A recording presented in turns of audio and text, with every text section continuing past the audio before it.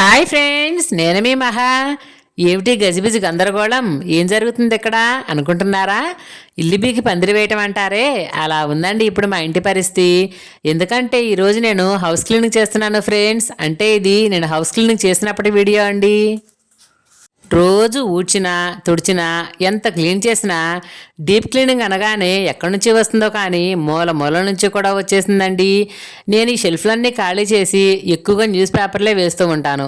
కానీ ఈసారి మాత్రం న్యూస్ పేపర్లు కాకుండా ఇలా టేబుల్ క్లాత్ బండిల్ అయితే తీసుకున్నానండి. ఇది నేను 1 టౌన్లో తీసుకున్నాను. ఈ బండిల్ వచ్చేసి 200 పడింది ఫ్రెండ్స్. దగ్గర దగ్గర 10 మీటర్స్ వరకు అయితే ఉంటుందంటండి. మనం షెల్ఫ్ కొలత ఎంత ఉందో కొలుచుకొని దాని ప్రకారంగా ఈ మెటీరియల్ని కట్ చేసుకోవటమేనండి. ఎందుకంటే బండిల్ మొత్తం ఒకటే పీసుగా వస్తుంది కాబట్టి మనం కొలత ప్రకారం కట్ చేసుకొని ఆ కట్ చేసిన వాటిని షెల్ఫ్లో నీట్గా వేసుకోవటమేనండి. ఇది వాషబుల్ కూడానండోయ్. తక్కువ కాస్ట్లో క్వాలిటీ అయితే చాలా బాగుంది. ఎందుకంటే ఆల్రెడీ నేను ఇది కిచెన్లో వాడుతున్నానండి. ఇప్పుడు బెడ్రూమ్స్లో కూడా మరొక బండిల్ అయితే తెప్పించాను.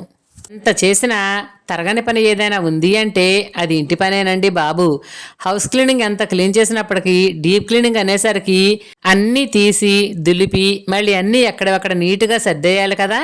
ఆ రోజు మొత్తం ఫుల్గా అయితే పని ఉంటుందండి. ఇక నాకులాగా హెల్ప్ చేసేవాళ్ళు లేకపోతే వాళ్ళకి మరీ కష్టం ఫ్రెండ్స్.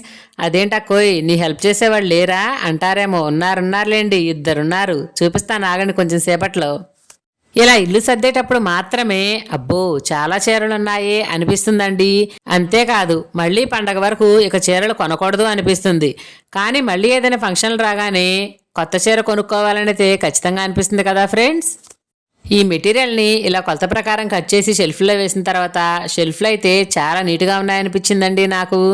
ఇక అర్మర్లన్నీ దులిపి ఎక్కడివక్కడ సర్దివేయగానే నెక్స్ట్ ప్రాసెస్ ఏమిటి, పైనున్న గిన్నెలన్నీ పెద్ద పెద్ద సామాన్లన్నీ కిందకు తీసి వాటిని నీట్గా కడిగి మంచాల మీద ఆరబెట్టి మళ్ళీ పైకెక్కించటం కదా ఫ్రెండ్స్. అవి వాడేది తక్కువ, కడిగేది ఎక్కువ.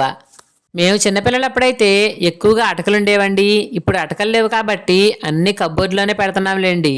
ఇదివరకైతే ఏ చిన్న వస్తువు తీయాలన్నా మా వారు వచ్చే వరకు వెయిట్ చేసి ఆయన బ్రతిమలాడి నాకు కావాల్సినవి తీపించుకునేదాన్ని. కానీ ఇప్పుడు అవసరం లేదండోయ్. ఎందుకంటే చూడండి, ఆ పైన షెల్ఫ్ల లోపల అటు ఇటు పరిగెడుతుంది ఎవరో తెలుసా? నా పుత్రరత్నమేనండి, మా పెద్ద అబ్బాయి.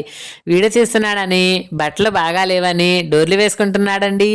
పాపం వాళ్ళు కూడా నాతో పాటు మార్నింగ్ నుంచి పనిచేస్తూనే ఉన్నారండి. అందుకే బట్టల నిండా మట్టిపడి దుమ్ము దుమ్ముగా ఉన్నాయి. వీడియో తీయొద్దు మమ్మీ ప్లీజ్ అని అడుగుతున్నాడు, చూసారా? ఈలోపే వాళ్ళ డాడీ ఆటో సౌండ్ వినిపించడంతో మా చిన్నోడైతే బయటికి పరిగెట్టాడండి.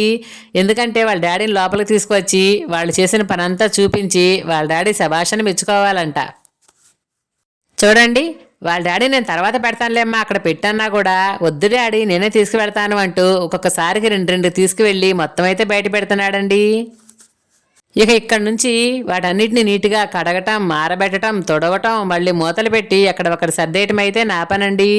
పండగలు వచ్చినప్పుడు మగవాళ్ళకేమో కోడి పందాలు, పెత్తనాలు, పిల్లలకేమో కొత్త బట్టలు, ఆడవాళ్ళకేమో ఇలా ఉతుక్కోటాలు, కడుక్కోటాలు కదా ఫ్రెండ్స్. నిజమేనా? నిజమనిపిస్తే వీడియో లైక్ చేయండి, షేర్ చేయండి, అలాగే నా ఛానల్ సబ్స్క్రైబ్ చేసుకొని నన్ను సపోర్ట్ చేయండి. Thank you.